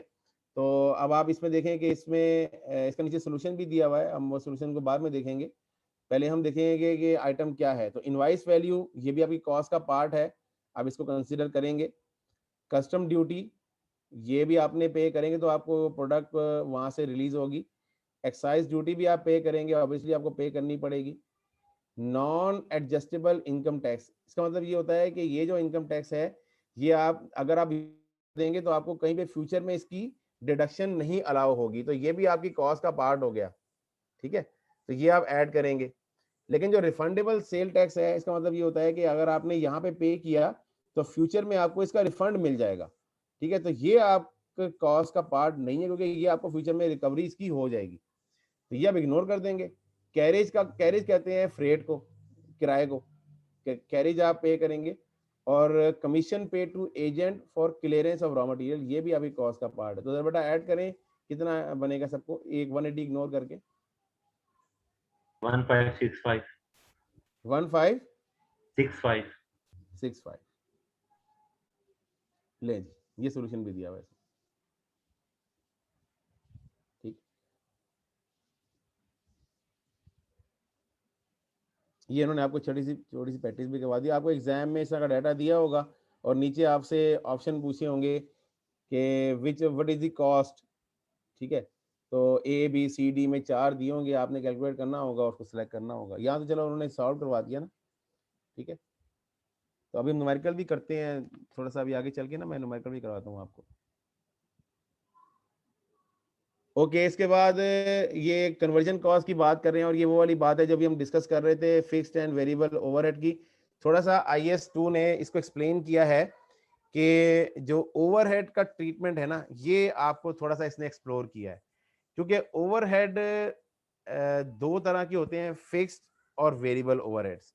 वेरिएबल ओवरहेड्स तो बड़ा इजी है ना जी आपको आइडेंटिफाई करना, क्योंकि प्रोडक्शन बढ़ेगी तो वेरिएबल ओवरहेड बढ़ जाएंगे, कम होगी तो कम हो जाएंगे। लेकिन जो फिक्स ओवरहेड होता है वो थोड़ा सा ट्रिकी होता है, क्योंकि वो प्रोडक्शन के साथ अटैच नहीं होता, वो आपको पे करना होता है इररिस्पेक्टिव कि आपकी प्रोडक्शन है या नहीं है। ठीक है, तो ये कुछ गाइडलाइन दी गई है, उसमें जो मेजर गाइडलाइन वो ये है कि नॉर्मल कैपेसिटी के ऊपर आपने ओवरहेड को एब्जॉर्ब करवाना है। ठीक है, अब ये जो कॉस्ट अकाउंटिंग पढ़ रहे हैं वो लोग इसको वहाँ डिटेल देखेंगे, इसकी यहाँ पे हमारी डिटेल हम यहाँ पे शायद डिस्कस ना कर सकें कि नॉर्मल कैपेसिटी से मुराद वो कैपेसिटी है जो कंपनी प्लान कर रही होती है कि आपने इस साल अचीव करनी है। आप उसकी बेस के ऊपर एक ओवरहेड का रेट कंप्यूट करते हैं और उसी रेट को यूज करते हुए आप फिर ओवरहेड प्रोडक्ट को चार्ज करते हैं। यहाँ पे कैपेसिटी नॉर्मल लेनी है जी, आपने नॉर्मल कैपेसिटी, आपने प्रैक्टिकल कैपेसिटी नहीं लेनी, आपने एक्चुअल कैपेसिटी नहीं लेनी, आपने थ्योरेटिकल कैपेसिटी नहीं लेनी, आपने नॉर्मल लेनी। ठीक है, और जो वेरिएंस होगा वो फिर अकॉर्डिंगली आपने ओवर और अंडर अप्लाइड उसको एडजस्ट करना होगा। वो एक फर्दर, वो बाकी सारा प्रोसेस वही सेम है, लेकिन ये कहते हैं कि जी नॉर्मल कैपेसिटी आपने यूज करनी है ओवरहेड की एप्लीकेशन में। और कॉस्ट अकाउंटिंग में भी हम यही पढ़ते हैं कि हम नॉर्मल कैपेसिटी यूज करते हैं, लेकिन स्टैंडर्ड ने इसको जरा इलेबोरेट कर दिया। अच्छा, अब यहाँ पे ना एक छोटा सा आपको एक क्वेश्चन दिया हुआ है, सॉल्यूशन मैं आपके सामने इधर नहीं भी विजिबल करवाऊंगा, क्योंकि हमने चीज समझनी है, हमने रीडिंग नहीं करनी। ठीक है, थ्योरेटिकल चीज समझनी है। ओके, इसका मैं ऐसा करता हूँ कि मैं इसको उठा के एक्सेल पे ले आता हूँ, ज़्यादा बेहतर होता है, क्योंकि अब एक्सेल का काम हमारा शुरू हो जाएगा।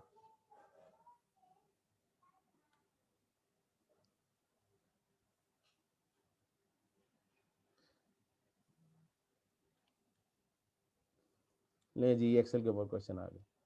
ओके जी, अब क्वेश्चन को देखते हैं। एग्जाम्पल 2 है, डायरेक्ट मटेरियल हमें दिया हुआ है 1 मिलियन का, डायरेक्ट लेबर 5 लाख की, वेरिएबल ओवरहेड हमें 5 लाख का दिया हुआ है, और फिक्स ओवरहेड हमें 2,50,000 का दिया हुआ है। नॉर्मल प्रोडक्शन जो है वो हमें दी हुई है 1.5 मिलियन की, यानी 1.5 मिलियन की, और ड्यूरिंग 2004 द एक्चुअल प्रोडक्शन वो 12 लाख की हुई है। तो बेसिकली हमें कंप्यूटर करना है कि हमें 2 लाख यूनिट की कॉस्ट कंप्यूट करनी। तो उसके लिए देखें क्या करेंगे हम कि जो फिक्स्ड ओवरहेड है ये हमने अप्लाई करना है, fixed overhead is applied on the basis of normal capacity, ठीक है। लेकिन जो बाकी 3 है वो तो हम एक्चुअल कैपेसिटी पे उनको कैलकुलेट कर सकते हैं। तो क्या करेंगे, हम तीनों को ऐड करें बेटा, ये जो 3 है 1 मिलियन, ये 2 मिलियन आ गया, 2 मिलियन। हाँ 2 मिलियन जो है ये हमारे पास डिवाइड हो जाएगा 12 लाख पे, तो ये पर यूनिट आ जाएगा जी, पर यूनिट ये कैसे आ जाएगा, 2 मिलियन डिवाइड बाय 12 1.67। और ये अभी हमें कितने यूनिट को वैल्यू करना है, 2 लाख 2 लाख को 2 लाख से मल्टीप्लाई कर दें इसको, 3.3 हाँ जी। सर एक दफा दोबारा बता दें। क्या इसमें समझ नहीं आया आपको, ये देखिए ना नहीं, डायरेक्ट अभी जो आप कैलकुलेशन कर रहे थे ना। हाँ तो ये 3 वाले जो मैंने किए ना, ये 3, इन तीनों को मैंने ये तीनों को ऐड किया और डिवाइड कर दिया 1.2 मिलियन पे, तो ये इसकी कॉस्ट आ गई 2 लाख की। ओके, इसको ऐसे कर लें कि मैं इसको अगर थोड़ा सा फॉर्मेटिंग करूं तो this will be per unit and this is total, ठीक है। तो ये हो जाएगा डायरेक्ट मटेरियल,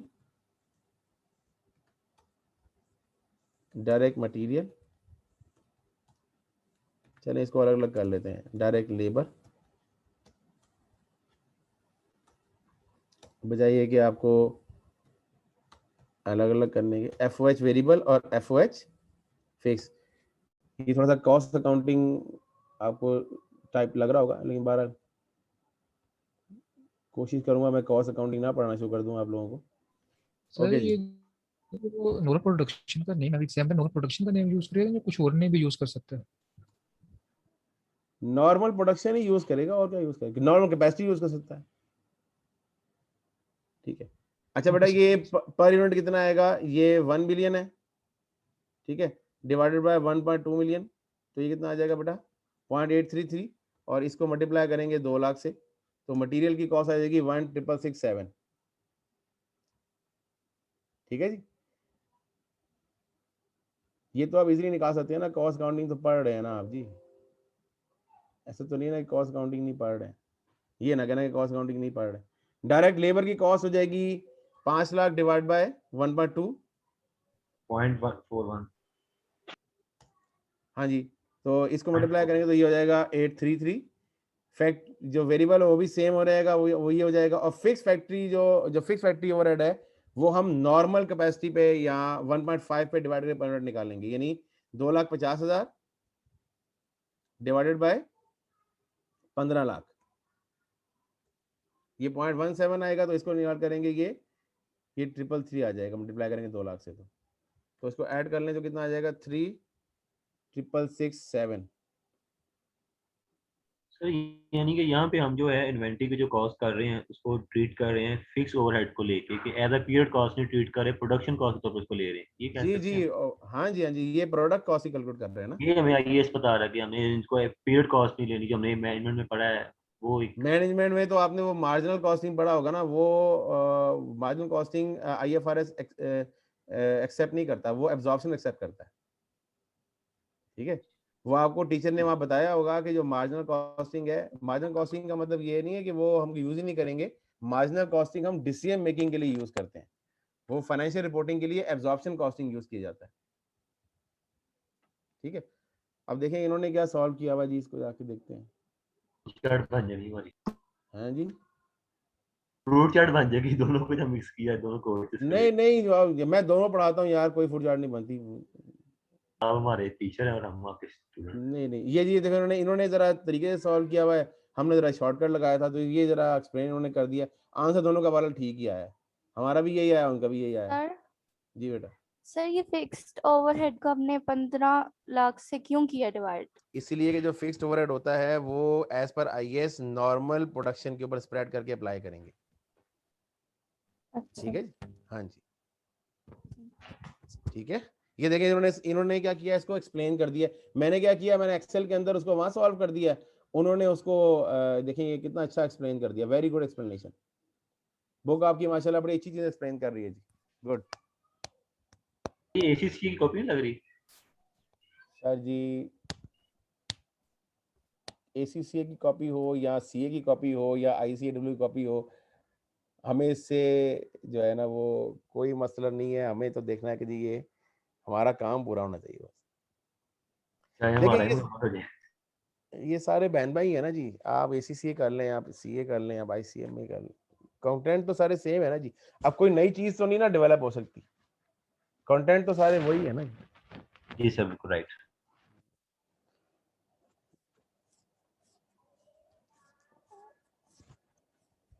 ओके जी।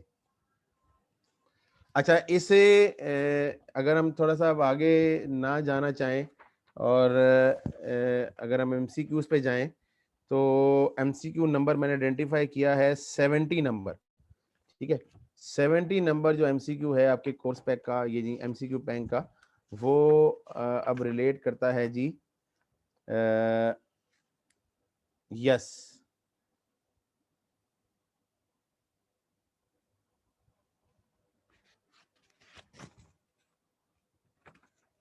70 की 70 70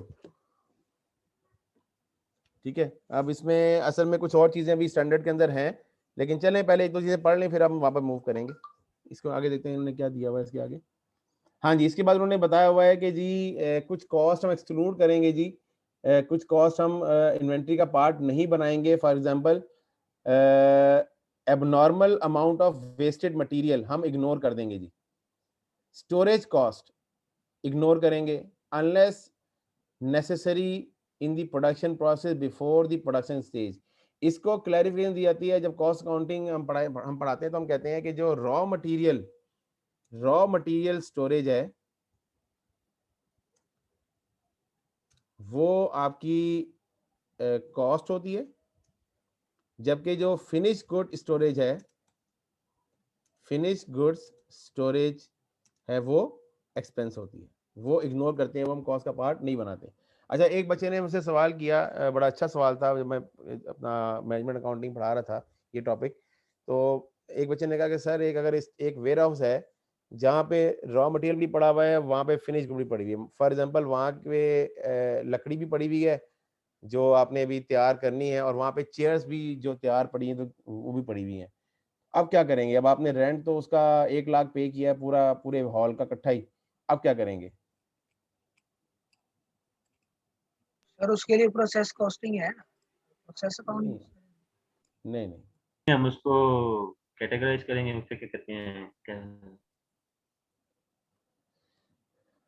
उसके लिए ये करेंगे कि हम ये देखेंगे कि जो हमारा पूरा हॉल है वो कितने स्क्वायर फीट का है, स्क्वायर फुट के और उस पूरे साइनिंग स्क्वायर, करेंगे। हाँ जी, और हाँ, और कितने स्क्वायर फीट पे हमारा रॉ मटेरियल पड़ा हुआ है ऑन एवरेज, वो तो पता लग ही जाएगा ना, और कितने स्क्वायर फीट पे हमारा फिनिश गुड पड़ी है।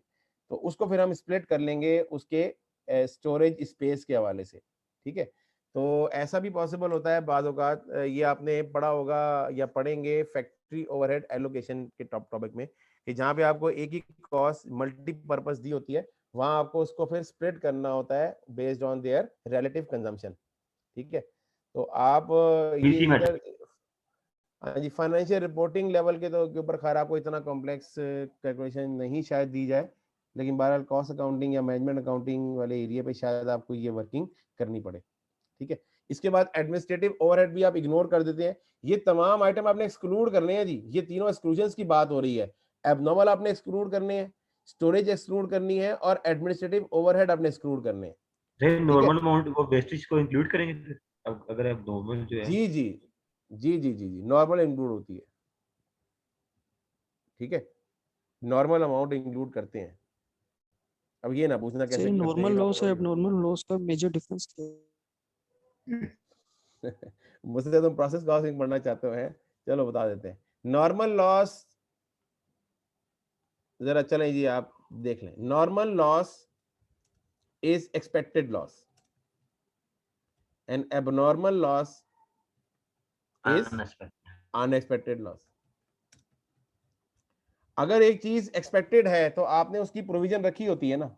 मिसाल के तौर पे आपको अगर आप कोई आपको 10 किलो आटा बनवाना है और आपको ये पता है कि यार 1 किलो गंदम यूज जो है ना वो उसके अंदर लॉस हो जाती है, तो आप 11 किलो गंदम गंदम पहले से लेंगे और 10 किलो आटा आपको मिल जाएगा। ठीक है, तो ये जो 1 किलो गंदम का जो लॉस है ये नॉर्मल लॉस है, क्योंकि आपको पता था पहले से कि 1 किलो लॉस होगी ही होगी। तो नॉर्मल लॉस जो है ये पहले से प्लान की जाती है और ये पहले से प्रोडक्शन के अंदर इनकॉर्पोरेट करके आउटपुट को प्लान किया जाता है। लेकिन हुआ ये है कि जब आपने वो 11 किलो गंदम डाली, 10 किलो के बजाय आपको 8 किलो निकली आउटपुट, तो वो जो 2 किलो आपको नुकसान हो गया वो फॉर एग्जांपल बिजली का एक ब्रेकडाउन आया, उसकी वजह से क्या हुआ, एक नट खुल गया और वो सारी जो गंदम थी वो जो आटा था वो आपका वहां से गिर गया, लॉस हो गया। तो अब वो आपने प्लान तो नहीं ना किया था कि अभी हम ये 2 किलो गंदम है, ये बिजली का ब्रेकडाउन होगा, गंदम जाया होगी, गिरेगी, तो ये जी हमारा हम भी इसको इनकॉर्पोरेट करते हैं। अगर ऐसा होता तो आप उसके लिए मेजर्स लेते। इसीलिए प्रोसेस कॉस्टिंग या जब हम प्रोडक्ट कॉस्टिंग पढ़ते हैं तो नॉर्मल जो लॉस होती है इसको हम कहते हैं अब आप मैनेजमेंट अकाउंटिंग की टर्म मुझसे पढ़ लें, लेकिन बहरहाल कोई बात नहीं, आप पढ़ लें। Normal loss is a period cost, sorry product cost, जबकि abnormal loss is a period cost. ठीक है, तो इसीलिए एबनॉर्मल लॉस जो होती है वो कॉस्ट का पार्ट नहीं बनाई जाती, इसलिए ऐसे इग्नोर किया गया। ठीक है, एक्सीडेंटल लॉस जो होता है, हाँ एक्सीडेंटल कह लें, एक्सीडेंटल इंसिडेंटल कह लें, उसे एबनॉर्मल कह लें, अनएक्सपेक्टेड कह लें। हाँ जी एबनॉर्मल, हाँ जी एबनॉर्मल। ठीक है, गुड, और इज वेरी गुड कि यू आर आस्किंग क्वेश्चंस, और डू आस्क क्वेश्चंस पूछेंगे तो क्लैरिटीज होंगी चीज़ों की। और शुरू के स्टैंडर्ड्स के अंदर हम स्पीड अप इसलिए नहीं करते कि ये चीज़ें आप सीख रहे होते हैं, जैसे जैसे आप ये चीज़ें सीख जाएंगे। अब ये तमाम बातें हमने वहाँ पे रिपीट करनी होती हैं IAS 16 में जाके, लेकिन ये चीज़ें आपको पहले ही पता होंगी तो वहाँ पे हम इग्नोर कर देंगे, वहाँ पे हम स्पीडीली मूव कर जाएंगे आगे जाके। ठीक है, तो कोई बात नहीं, जो भी क्वेश्चन है डू आस्क क्वेश्चंस। ओके जी, नेक्स्ट एग्जांपल इन्होंने दी भी है। अब एग्जांपल क्या है, इसको लास्ट के अंदर लिखा हुआ है प्रोडक्शन कॉस्ट भी, ये अब यानी कि ए पॉइंट के अंदर जब अगर हमसे पूरा पढ़ें तो ये अब normal amount of wasted material and labour or other production cost. अभी तो हमने मटेरियल की डिस्कस कर रहे हैं, इन्वेंटरी। अच्छा, फिनिश गुड्स के लिहाज से कह रहा है कि अगर उसकी वर्क इन प्रोसेस के अंदर कोई लॉस वेस्टेज होती है उसकी क्या है? अदर प्रोडक्शन कॉस्ट ये भी है ना जी कि आप इसके अलावा कोई ओवरहेड कॉस्ट, आपने इनडायरेक्ट मटेरियल यूज किया हुआ है, ठीक है ना, आपने कोई इनडायरेक्ट मटेरियल यूज किया है, कोई और कॉस्ट यूज की है जो इन ना मटेरियल है ना लेबर है, ठीक है, तो वो एबनॉर्मल लॉस हो गया। ठीक है, तो वो आप, हाँ तो वो आप इग्नोर करेंगे। अब उसकी डिटेल में बहुत ज़्यादा फर्दर डिटेल है जो कि इधर रेलेवेंट नहीं है, वो जब हम कॉस्ट अकाउंटिंग की डिटेल पढ़ते हैं ना वहां पे जाके रेलेवेंट होगी। ओके, अब एक कॉन्सेप्ट आ रहा है जी NRV का। NRV कोई मुश्किल चीज नहीं है जी। NRV नेट रिलायजेबल वैल्यू, मैं आपको इसका फार्मूला लिखवा देता हूँ, ये फार्मूला बस आप याद कर लें, बाकी ये लफाजी आप पढ़ते रहिएगा। Net realizable value is equal to fair value minus selling cost, selling and completion cost. ठीक है, अब फेयर वैल्यू क्या है जी? Fair value is market value. ठीक है, मार्केट वैल्यू या एस्टिमेटेड सेलिंग प्राइस या मार्केट वैल्यू। ठीक है, यही आप पढ़े जरा, यही लिखा होगा, लिखे जरा, पढ़े जरा, कोई बंदा पढ़े जरा, ये NRV का लिखा हुआ।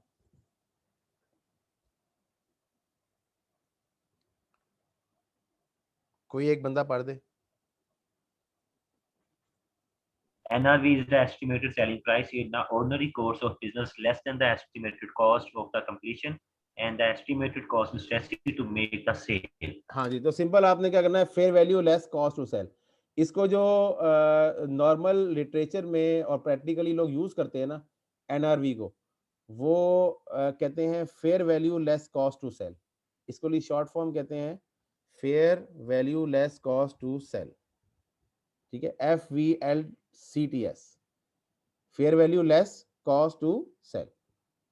ये शॉर्ट फॉर्म याद भी करने के लिए बड़ा आसान है, तो ये आप इतना लंबा, इतनी लंबी डेफिनेशन तो याद नहीं ना करेंगे, आप याद करेंगे fair value less cost to sell, बस this is the answer. Okay अब एक एग्जांपल वो दे रहे हैं, एग्जांपल नंबर 3। तो ये NIV निकालने की हमें जरूरत क्या है, ये भी तो बताते हैं। जी बताते हैं, अभी ये भी आपको ये खुद बताएगा किताब,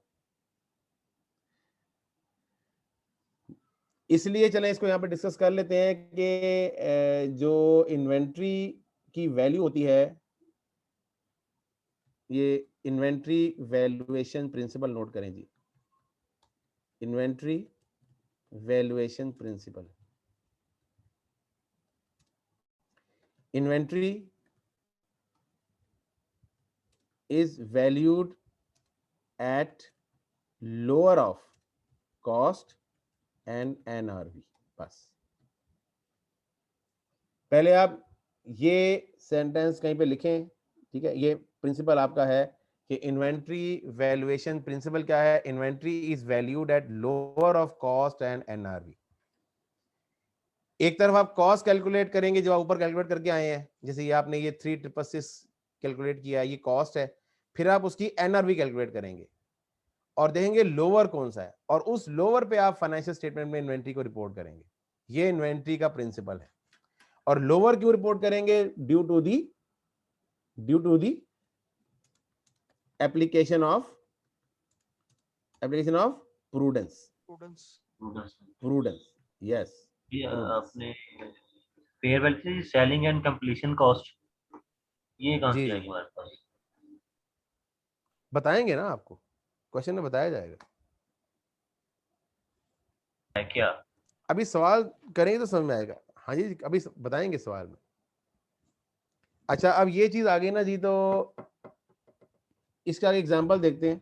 मैं आपको अभी ना MCQs पे इसलिए नहीं ले जा रहा कि MCQs में कुछ थोड़े से ना टेक्निकल MCQs हैं, वो मे भी पॉसिबल इस वक्त आपको शायद समझ में ना आए, लेकिन ये एग्जांपल नंबर 3 करने के बाद ना शायद आप वो 70 से आगे जो तो 3-4 MCQs हैं वो कर लें।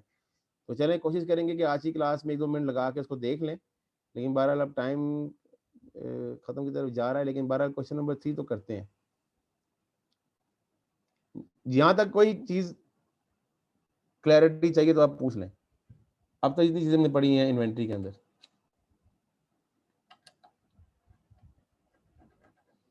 खामोशी को मैं पॉजिटिव समझूं या नेगेटिव समझूं? ना ही समझे, रमजान समझे। रमजान समझे, हाँ जी, रमजान तो खैर है। बहरहाल अब ये कि अगला वीक और उससे अगले वीक में शायद 2-3 क्लासेस हों हमारी, तो अब ये भी ज़रूरी है जी।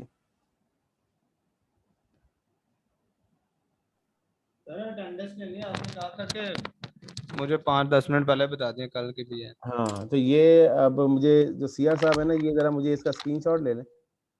50 क्या कहते हैं, अभी पार्टिसिपेशन है तो। ओके सर, मैं स्क्रीनशॉट ले रहा हूँ। हाँ जी, ये आपके पास आ रहा होगा ना शायद। जी हबीब साहब, आपने कोई सवाल? जिन स्टूडेंट्स ने ना अपने रजिस्ट्रेशन नंबर नहीं लिखे हुए ना, साथ रजिस्ट्रेशन नंबर नेम लिख के अपने साथ ही। हाँ जी, ये देखें ना, अब थोड़ा सा मैंने कल भी आपको बताया था कि प्रोफेशनल इदारे में आप प्रोफेशनल बिहेव करें जी। You are now part a professional institute अल्हम्दुलिल्लाह ICMP, एंड अब देखें काफ़ी सारे स्टूडेंट ने वो अपना रजिस्ट्रेशन नंबर साथ नहीं लिखा हुआ। ऐसा प्लीज़ ना करें प्लीज़। इसको ना आप कल से क्लास में करें। जी बेटा। सर मार्केट वैल्यू को हम प्रेजेंट वैल्यू भी कह सकते हैं? नहीं, market value is something else and present value is something else. Present value is calculated item. Market value तो मार्केट में चीज जिसमें बिक रही है वो है ना बेटा। Present value is calculated using discount rate, ठीक है, इज ए फाइनेंस कॉन्सेप्ट। और मार्केट वैल्यू में हम डिस्काउंट नहीं करेंगे? नहीं, डिस्काउंट का मतलब वो रिडक्शन वाली बात नहीं है। डिस्काउंट का मतलब होता है इंटरेस्ट रेट, जो इंटरेस्ट रेट हम यूज करते हैं ना फाइनेंस के अंदर प्रेजेंट वैल्यू निकालने के लिए, कंपाउंडिंग फैक्टर डिस्काउंट, वो डिस्काउंट की बात कर रहा हूं मैं वो प्राइस में डिस्काउंट की बात नहीं कर रहा। अच्छा जी। जो आप कैपिटल बजटिंग पढ़ी है आपने? नहीं पढ़ी? चले कोई बात, मैं पढ़ा दूंगा, कोई मसला नहीं, कोई बात। एग्जांपल 3 हाँ जी एग्जाम, हाँ जी वो कहते हैं जी की कल कर रहे हो एग्जाम्पल 3 पे आ जाओ। सर जरा ठीक अगेन है स्टूडेंट्स को कह दें कि अपना जी, जो मैंने तो रजिस्ट्रेशन कह नंबर साथ दिया है, लिखें। मैंने तो कह दिया जी। अब बाकी स्टूडेंट्स माशाल्लाह प्रोफेशनल लोग हैं सारे, दे सर विल आज बी। काइंडली मुझे बस याद नहीं था, इंशाल्लाह नेक्स्ट टाइम कोई क्या बात कहते नहीं, हैं जरूर कोई बात करेंगे। नहीं, कोई बात नहीं, अगली दफा प्लीज जरा कि कर लीजिए। अगर आप चाहते हैं तो बता सकते हैं कोई verbally। बात नहीं, अभी भी एडिट कर लो आप, हो जाएगा एडिट। ठीक है, जैसे हमारे लेकिन सर जी बेटा, सर जिन लोगों आपका को अभी मैसेज, रजिस्ट्रेशन आपका नंबर मैसेज मुझे अलॉट नहीं हुआ है। आपका बेटा मैसेज मुझे आ गया था, वो मैंने उस पर जवाब नहीं दिया।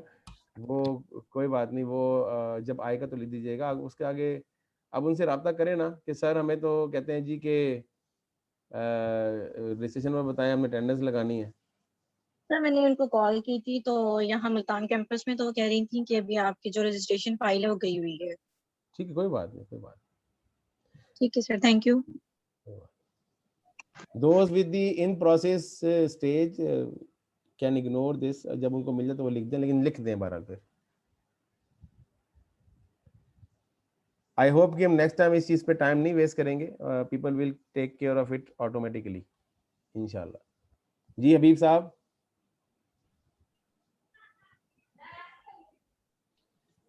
किधर चल रहे हैं? अच्छा जी, एग्जाम्पल नंबर 3। अल्लाह अकबर।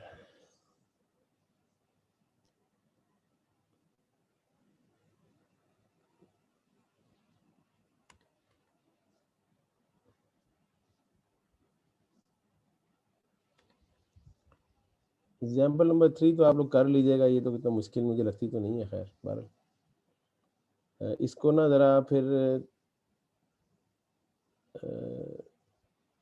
ओके जी, मैं करवाता हूँ आपको।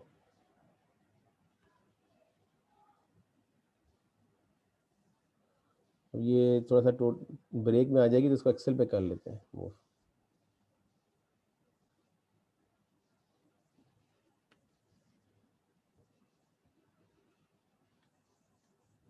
सोल्यूशन ना देखा करें, सोल्यूशन शायद हमारा बाद में देखेंगे, उसमें गलती अगर होगी तो हम सही कर लेंगे। ठीक है, सोल्यूशन अभी हम लर्निंग स्टेज के ऊपर है, तो सोल्यूशन आपकी आसानी के लिए प्रोवाइड किया।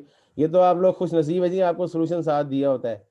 अगर आप कोई 20 साल पहले, जिस तरह हम लोग पढ़ते थे 20 साल पहले, तो उस वक्त तो कभी सोल्यूशन मिलता ही नहीं था हमको। वो टीचर ने सख्ती से हमें मना किया था, खबरदार किसी ने सोल्यूशन देखा। ये तो आप लोगों को तो यू आर इन दी समझ लें कि पढ़ाई की जन्नत में है कि आपको हर चीज़ मिली हुई है, हर चीज़। हमें तो बुक्स पढ़ने के लिए लाइब्रेरी में बैठना पड़ता था, बाद बुक्स भी इशू नहीं होती थी। ठीक है ना, तो अभी तो सॉफ्ट कॉपी में आपको हर चीज़ अवेलेबल है, गूगल ड्राइव पे रख दी है जी टीचर ने, एक्सेस कर लें। ठीक है, तो ये जस्ट अल्लाह पाक का बड़ा करम है जी, ये इस तरीके से चीज़ों को मिलना। बहरहाल Madina limited has stock of shoes, the cost of shoes is ₹15,000। ठीक है जी, कॉस्ट जो है वो 15,000 की है। ठीक है जी, the company has also a work in process of that stock. The estimated cost to complete this work in process is 5,000. Up till now ₹10,000 have been spent on this work in process stock. ठीक है जी, यानी 10,000 जो है वो spend हो चुके हैं, और जो एस्टिमेटेड कॉस्ट टू कंप्लीट है वो कितनी है, वो 5,000 मजीद है, यानी 15,000 टोटल लगेंगे आपको। ओके जी। The company pays 2% commission on sale to distributors. The estimated selling price of finished good is and working process is 35,000. तो बड़ा सिंपल है जी। कॉस्ट के दो हिस्से कर लें जी। कॉस्ट निकालें जी, cost, this is cost.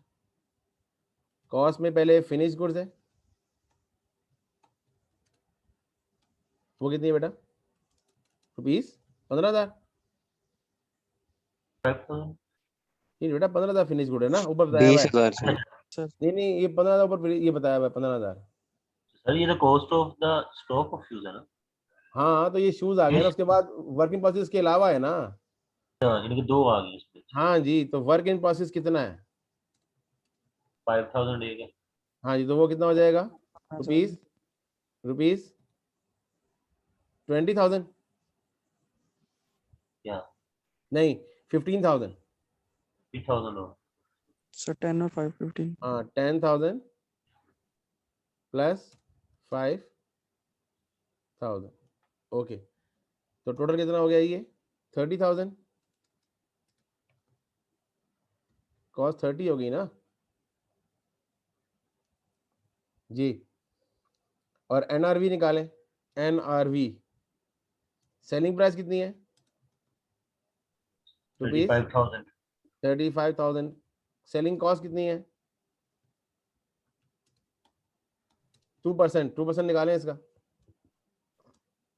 Sir selling cost हम यहाँ पे क्यों ले 700 सो 700 हाँ 700 इसलिए कि वो एनआरवी कंप्यूट तो करनी है ना जी कितनी आ जाएगी आंसर 24,300 34,300 हाँ जी तो बेटा लोअर क्या है इन दोनों में से cost lower 29,300 30,000 lower is 30,000 lower is 30,000 दोबारा देखें हमें बताया गया था कि जी जो मदीना एंटरप्राइज है ये लिमिटेड है उसके पास स्टॉक ऑफ शूज है तो कॉस्ट ऑफ स्टॉक इज 15,000 ये तो फिनिश गुड हो गया ठीक है और उसके बाद आल्सो की बात हो रही है कि वर्क इन प्रोसेस है वो जो the estimated cost to complete this work in process 5,000 है लेकिन 10,000 उस पर ऑलरेडी खर्च हो चुका हुआ है तो 10,000 आपने ये वाला लिया है और ये जो 5,000 है वो ये वाला लिया है और ये जो 15,000 था वो ये वाला लिया है ठीक है जी और इसको दोनों तीनों को ऐड किया तो ये 30 आ गया अच्छा आपने टोटल का जो एनआरवी लिया कि इसी हालत में सबको भेज दिया जाए तो 35,000 में भेज जाएगा लेकिन 700 रुपये कमीशन भी होगा ना क्योंकि आपको 2% कमीशन भी देना है ठीक है ओके तो वो 35,000 आ गया ठीक है तो इसमें से माइनस करें तो 34 तो इसमें से लोअर क्या बन रहा है तो लोअर इज दी 30,000 तो 30,000 इज दी लोअर ऑफ तो इन्होंने एनआरवी कैलकुलेट करवाया तो एनआरवी कैसे आएगा इन्होंने आंसर पूछा है कैलकुलेट एनआरवी तो हमने तो ये एनआरवी निकाला लेकिन हमने इसको लोअर भी बताना है कि लोअर ये है इन दोनों का लेकिन भाई इन्होंने रिक्वायर्ड पूछा हुआ है कैलकुलेट एनआरवी तो एनआरवी का आंसर है 34,300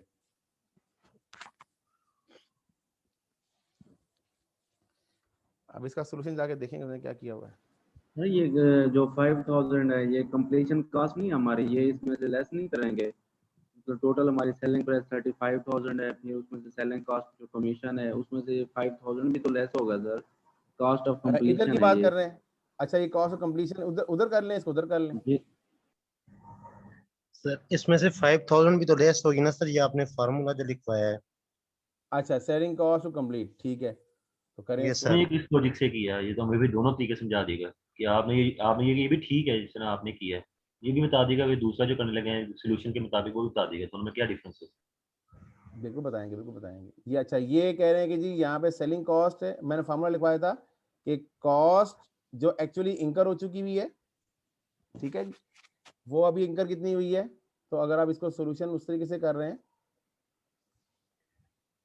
तो ये हो जाएगा ओके तो ये ऐसे होगा वर्क इन प्रोसेस 10,000 ये कंप्लीट हो गया ठीक है और NRV selling price less cost to complete ठीक है तो इसको जरा थोड़ा आगे कर लेते हैं okay selling price is ₹35 cost to complete is 5,000 ये लेस हो जाएगी इसमें से ब्रैकेट कर दें और लेस सेलिंग कॉस्ट